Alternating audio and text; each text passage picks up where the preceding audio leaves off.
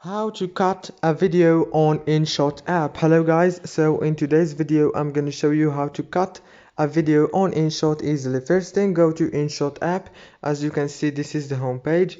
Now click on video option here, or email or photo if you want. I'm gonna just choose video. Now I already have this one, so I'm gonna click on it. Now as you can see, this is the page where you edit.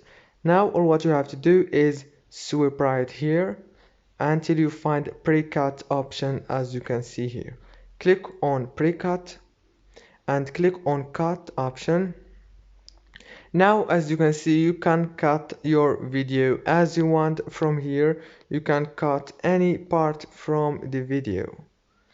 If this video was helpful, please don't forget to like and subscribe, and thank you so much for watching until the end. See you later.